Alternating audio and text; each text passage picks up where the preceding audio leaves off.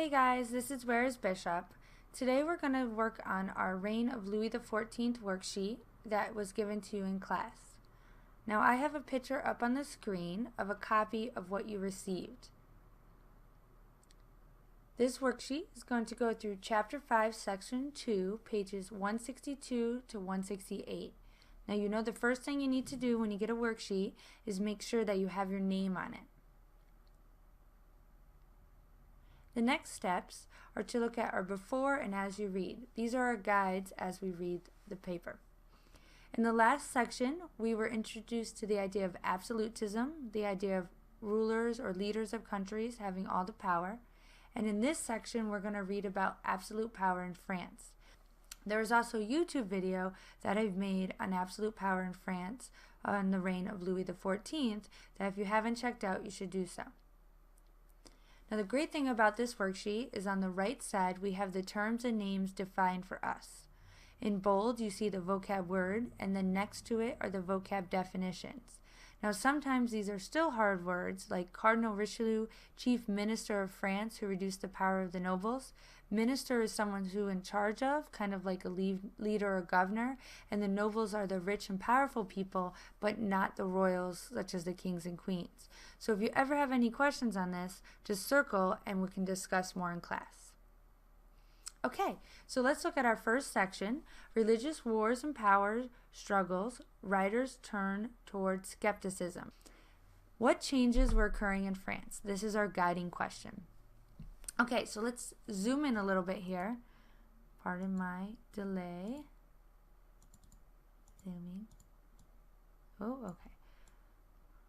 Okay, so let's take a minute and look at the first couple paragraphs. So let's take a minute and look at some of the key points of what we have read thus far. First, let's look at what started the change in France. We have Henry IV, who is Protestant, pass a declaration called the Edict of Nantes to let the Protestants live within France. He is going to help the economy or the money, the daily business, economic life of France and bring peace or lack of war to the land. Unfortunately, from there, his son Louis XIII is going to be advised to do the opposite under Cardinal Richelieu, and he's going to actually start more wars to get more land, and he's going to be a more ruthless leader than his father was. One strategy they use to take a lot of the power from everyday people is to shut down and take away the idea of castles.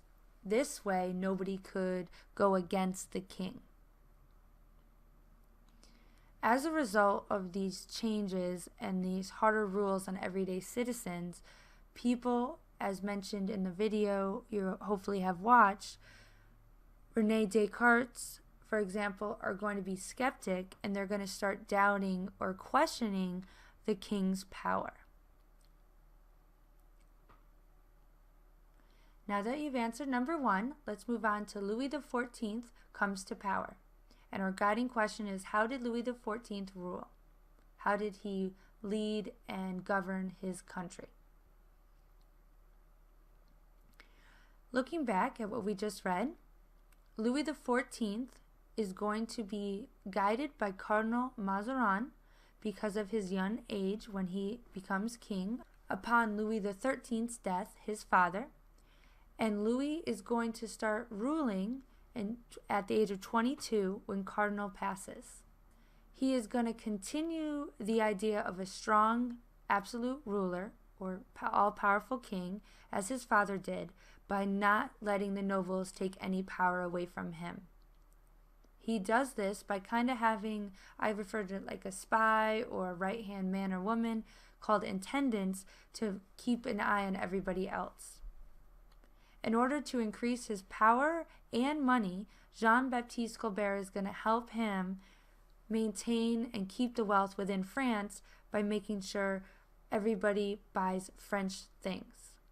So I gave some examples in my summary.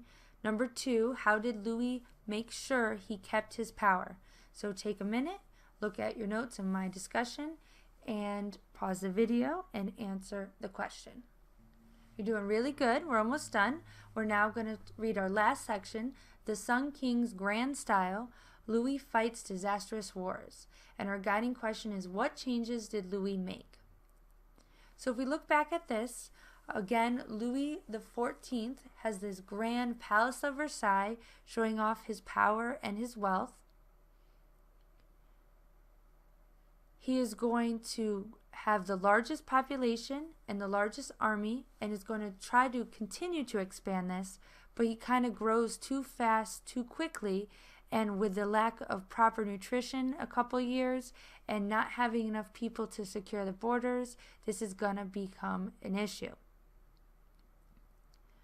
Louis does have a plan to combat this by uniting with Spain, but the rest of Europe goes against this. They actually unite and ally themselves, and France is actually going to lose out on some of their powerful holdings in the New World.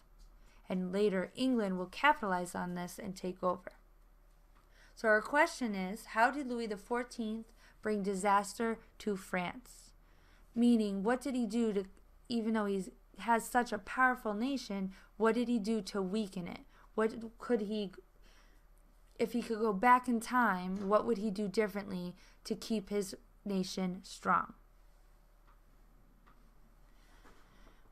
Great. Now that you've answered 1, 2, and 3, we're going to look at the skill builder chart that talks about the debt of the royal family in France from 1643 to 1715. Now I know there's some math here and some numbers, but don't worry, you'll be able to do it. And if not, we can obviously go over any questions you have, but to show your work, and I can give you points for that. We're going to go over the chart, and then you're going to answer the 2 questions underneath the skill builder. Let's look at the questions and then look at the chart. So our first question is, what is the general trend shown in the graph? Meaning, what do the bars indicate is going on in France from 1643 and 1751? And number 2, what was the difference in the debt, the money owed, in millions of livres, that's the name of their currency or type of money, between 1683 and 1751? So now that we know the 2 questions we're looking to answer, let's look at the chart. So on the side here, this is the title, Debt of the Royal Family 1643 to 1715. This is what they are owing other people and other nations from this time period. And we're going to look at our chart here. On the y-axis, we have livres in the millions, or the money in the millions. We could put dollars in there. It would be the same thing. This is 200,000 livres all the way up to 2 million. So this is how much from 0 debt to 2 million debt. Okay? And on the x-axis, we have the years. So from 1643, moving up in the timeline, to 1715. This is the time span of the chart. And I find it nice background here. You have the sun here, the symbol of King Louis XIV. And I also kind of find it ironic that he is putting on the show of having this grand palace and going into all these wars, yet we can kind of see there is some debt that is rising, yet it seems like he has all this money. So we'll talk more about that in class.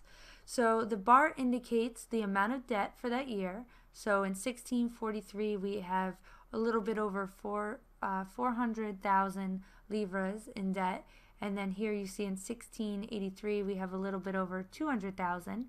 So what they're asking here is, what is the general trend showing you? So you can give a couple words to describe the trend of debt or what the pattern is. And then number 2, what's the difference from 1643 to 1715? So you're taking this debt amount, subtracting from this debt amount, and you will get your answer. Thanks for watching, and I hope this video helped you review and get some more detailed information on your notes and your homework on the reign of Louis XIV. Once again, make sure your name's on this and you put in a safe location and you bring it to school tomorrow. Thank you. Have a good night. Hold up! Before you go, tweet or email me. Where am I? At whereisbishop or whereisbishop@gmail.com. Thanks for watching.